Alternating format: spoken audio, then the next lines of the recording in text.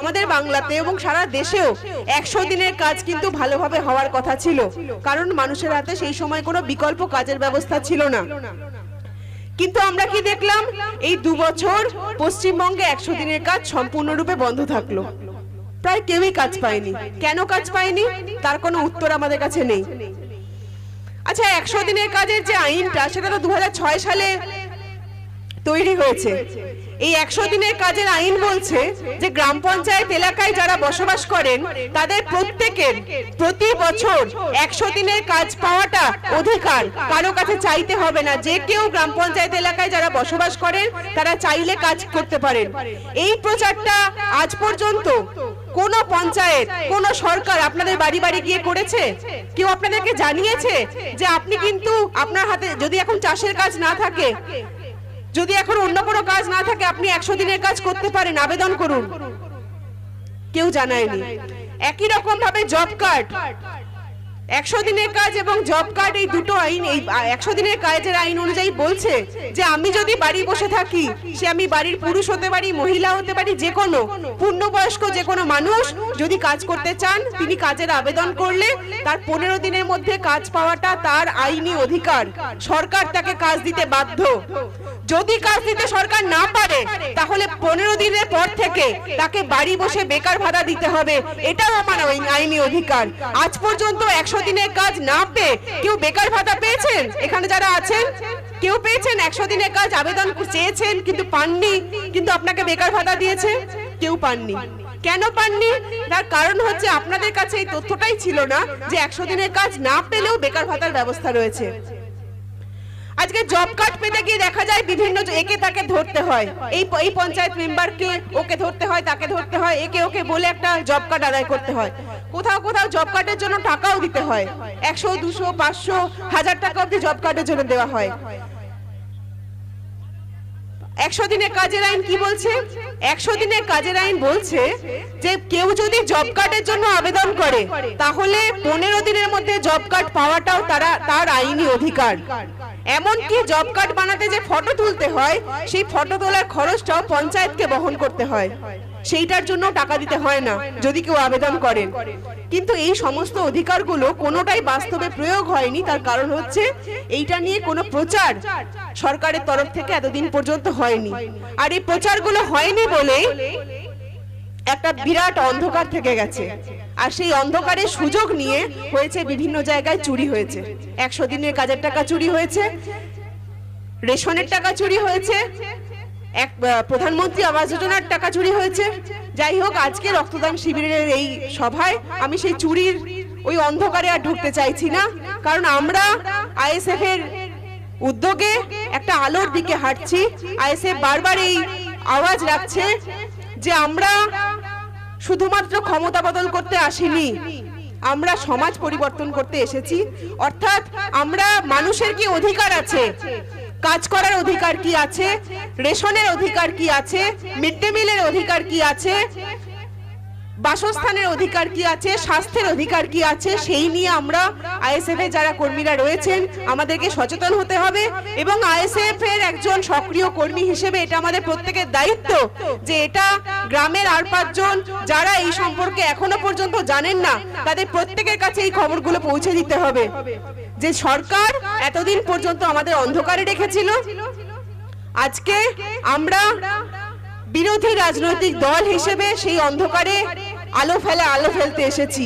আমাদের দায়িত্ব হলো মানুষের অজ্ঞানতার যে অন্ধকার, সেই অন্ধকারকে সরিয়ে সেখানে আলো ফেলা, জ্ঞানের আলো নিয়ে আসা।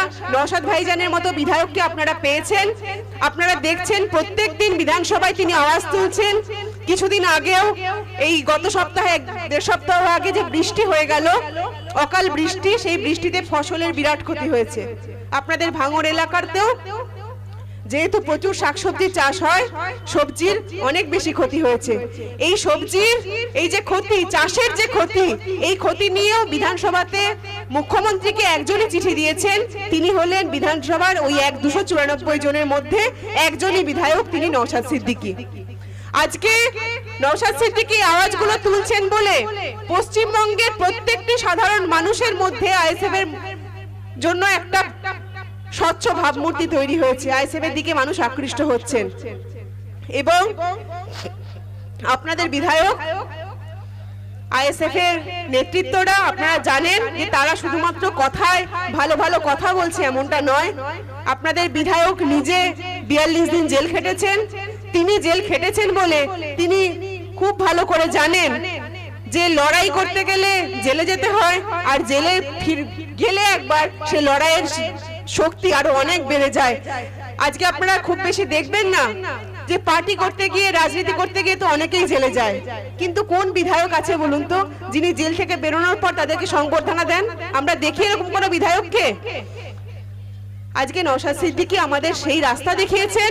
সেই রাস্তায় আমাদের এই শিক্ষাই দেয় যে জেল হয়, গুলি চলে, কেস দেওয়া হয়, যা হয় হোক, আইএসএফ যে অধিকারের জন্য লড়াইটা করতে নেমেছে সেই অধিকারের জন্য আমাদের লড়াই কোনো মতে থামবে না। আপনাদের এই অঞ্চলের ওহিদুলের ওপর যে কিছুদিন আগে সন্ত্রাস নেমেছিল, দীর্ঘদিন এর আগে 42 দিনও জেলে থেকেছে, তারপরেও পঞ্চায়েত ভোটের পরেও জেল খেটেছে। যাই হোক, সেই জেল খাটা সত্ত্বেও ও নির্বাচনে জয়ী হয়েছে, পঞ্চায়েত সমিতির সদস্য হয়েছে। এবং আপনাদের ভাঙড়ের মধ্যে বহু অঞ্চল রয়েছেন যারা হয়তো নির্বাচনের নমিনেশন জমা দিতে পারেননি, কিন্তু সেই মামলাও হাইকোর্টে চলছে। এটা ভাঙড় থেকে শিক্ষা নেওয়ার যে যদি ছেড়ে না দেওয়া হয়, যদি শেষ পর্যন্ত লেগে থাকা যায়, তাহলে জয় একদিন আসবেই। আমি এই বলে আমার বক্তব্য শেষ করছি। ইনকলাব জিন্দাবাদ।